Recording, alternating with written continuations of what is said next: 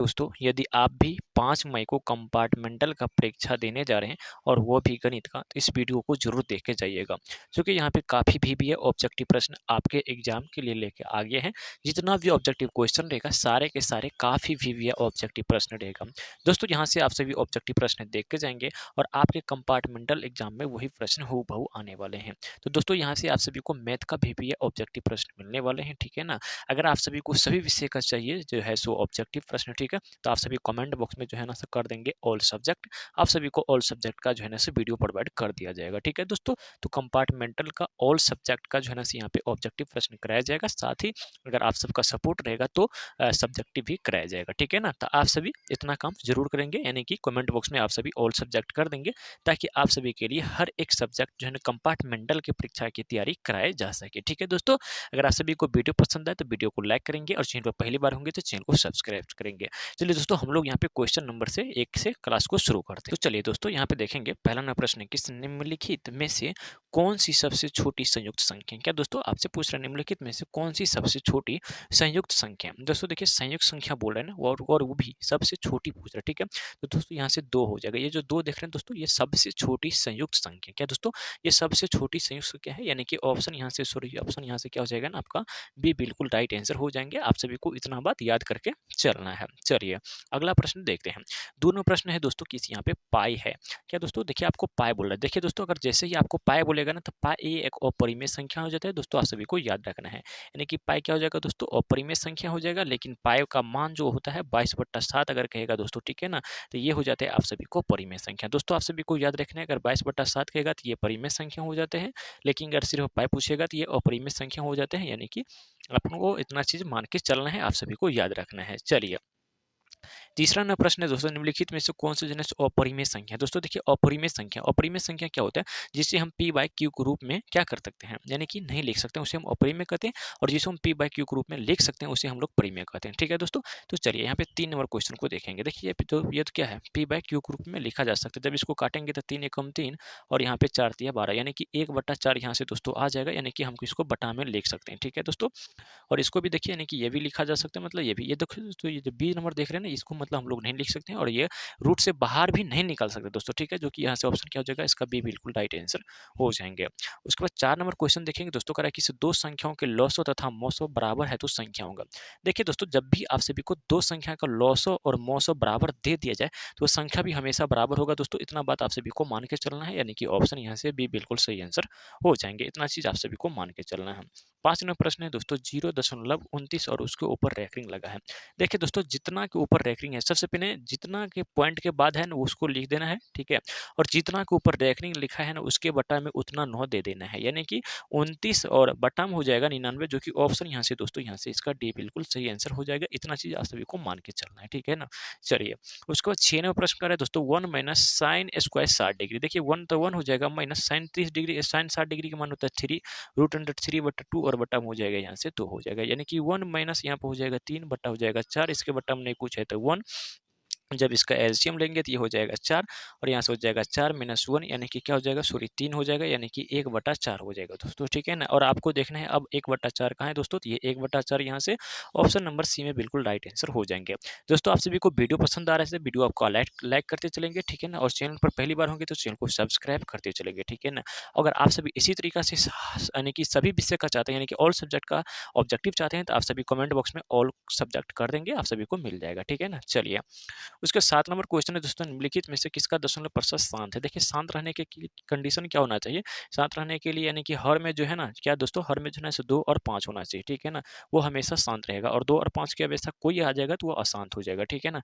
चलिए तो यहाँ पे हर के यहाँ पे 40 है तो इसको हम लोग यहाँ से निकाल के देखते हैं। जैसे यहाँ पे 40 है तो 2 लगाएंगे तो ये 20 आ जाएगा, फिर 2 लगाएंगे तो ये 10 हो जाएगा, और फिर 2 लगाएंगे ये 5 आ जाएगा। यहाँ पे देखिए दोस्तों यहाँ पे 2 है, गुना में 2 है, फिर 2 है और गुना पे यहाँ पे 5 है, यानी कि दोस्तों यहाँ पे 2 और 5 आ रहा है, यानी कि हर में 2 और 5 आ रहे हैं, ये हमेशा क्या हो जाएगा दोस्तों शांत रहेगा। अगर 2 और 5 के अलावा कोई और यहाँ पे एंट्री मार देते हैं दोस्तों, तो वो क्या होता है, अशांत हो जाता है। जैसे यहाँ पे गुणम है, अगर गुणम यहाँ पे सिर्फ और सिर्फ 7 आ जाता दोस्तों, तो ये अशांत आ जाता। अगर 7 नहीं है, ठीक है, 2 है, कितना बार कोई दिक्कत नहीं है, लेकिन यहाँ पर 2 और 5 दोनों है, तो ये हमेशा के लिए क्या हो जाएगा दोस्तों, शांत हो जाएगा, जो कि ऑप्शन यहाँ से ए बिल्कुल राइट आंसर हो जाएंगे। चलिए 8 नंबर प्रश्न देखेंगे दोस्तों, ठीक है ना। आप सभी जो है ना कमेंट बॉक्स में जय माँ सरस्वती जरूर लिख देंगे, ठीक है ना, और जय माँ सरस्वती की कृपा से आप सभी इस बार अच्छे नंबर से पास हो, ठीक है ना। मेरा तो यही मनोकामना रहेगा, ठीक है ना। चलिए उसके बाद 8वां प्रश्न है दोस्तों, निम्नलिखित में से किसका दशमलव प्रसाद जो है ना अशांत है। देखिए अशांत कर रहा है, ठीक है ना। देखिए दोस्तों, जब इसको काटेंगे ना इसमें 2 5 आ जाएगा, फिर इसको भी काटेंगे तो मतलब यहाँ जो देख रहे हैं ना, इसको जब आप एलसीएम लीजिएगा इसमें नहीं आएगा, यानी कि 2 5 के अलावा और कुछ आ सकता है, यानी कि ऑप्शन यहाँ से इसका डी बिल्कुल राइट आंसर हो जाएंगे। उसके बाद यहाँ पे 9 नंबर प्रश्न करा दोस्तों कि 400 के अभाज्य गुणनखंड में 5 का घातांक है। तो यहाँ पे देखिए 400 का आप सभी को ऐसे करके जो है से एलसीएम तरीका से लेना है। 2 लगाएंगे तो यहाँ से 200 हो जाएगा, फिर 2 लगाएंगे यहाँ से 100 आ जाएगा, और फिर 2 लगाएंगे तो यहाँ से 50 आ जाएगा, फिर 2 लगाएंगे तो यहाँ से 25 आ जाएगा, और फिर 2 लगाएंगे तो यहाँ से 5 25 हो जाएगा। यानी कि दोस्तों यहाँ से 5 जो है ना 2 बार आ रहा है, ठीक है ना।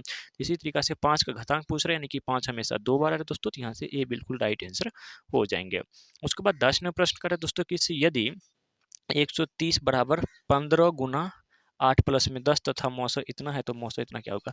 दोस्तों इन दोनों को आप सभी को मौसो ले लेना है, ठीक है। जब मौसो लीजिएगा तो यहाँ पे 15 और 10 आ जाएगा, यानी कि ऑप्शन यहाँ से आपको ए बिल्कुल राइट आंसर ऐसे करके याद करके चलना है। चलिए उसके बाद यहाँ पे 11वां प्रश्न है दोस्तों, रूट अंडर 125 का परिमेयकरण जो है ना गुणनखंड होगा। देखिए दोस्तों 125 को आप सभी को निकाल लेना है, ठीक है।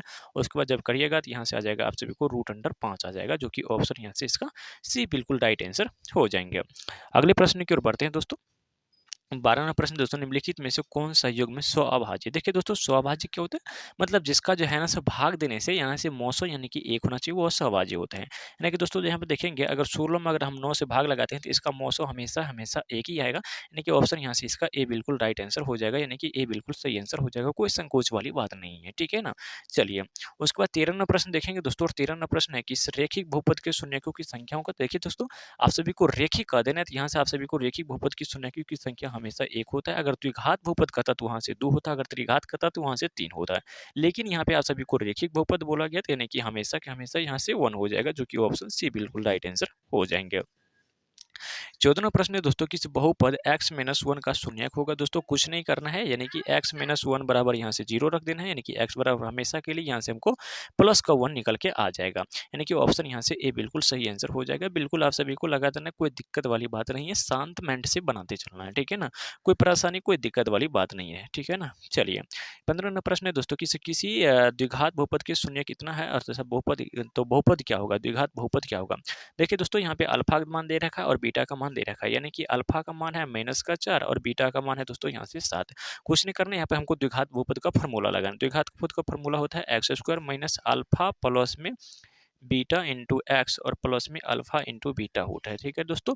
जब इस पर फॉर्मूला लगेंगे तो x² माइनस अल्फा कितना है दोस्तों, तो यहाँ पे -4 है और प्लस का 7 हो जाएगा, प्लस इंटू एक्स और अल्फा इंटू -4 गुना में हो जाएगा यहाँ से 7, यानी कि x² हो जाएगा दोस्तों माइनस का यानी कि 3 हो जाएगा, यानी कि माइनस का 3x हो जाएगा और प्लस माइनस यानी कि 28 हो जाएगा। x² माइनस में 3x और माइनस का 28 हो जाएगा दोस्तों, और यहाँ पे आपको देखना है दोस्तों, यहाँ से आपका ऑप्शन सी बिल्कुल राइट आंसर हो जाएंगे दोस्तों, ठीक है ना। चलिए 16 नंबर क्वेश्चन बिल्कुल बिंदास लगाने दोस्तों, आप सभी को कोई हड़बड़ाने की जरूरत नहीं है, ठीक है ना दोस्तों।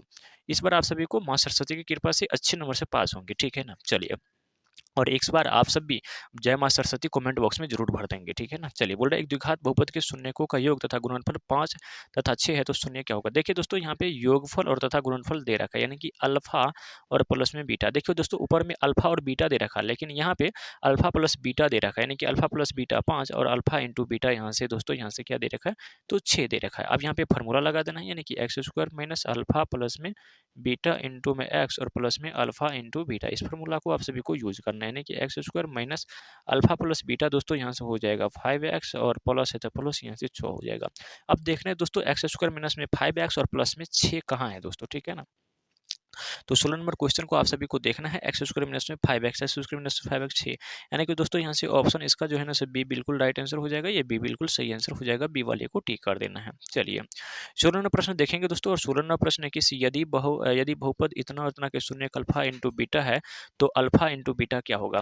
देखिए दोस्तों, अल्फा इंटू बीटा पूछ रहा है। अल्फा इंटू बीटा का मान होता है यानी कि सी और बटा ए होता है फॉर्मूला, ठीक है ना। और यहाँ पे देखिए दोस्तों, ये ए है, ये बी है और ये सी है, यानी कि सी हो गया यहाँ से 8 हो गया दोस्तों, और बट्टा में यहाँ से ए क्या हो गया दोस्तों, ए यहाँ इसके पीछे में नहीं कुछ है, यानी कि 1 है, यानी कि 8 बटा 1 हो जाएगा दोस्तों। अगर 8 में हम लोग 1 से भाग देंगे तो यहाँ से हम लोग आसानी से 8 निकल के आ जाएगा दोस्तों, ठीक है।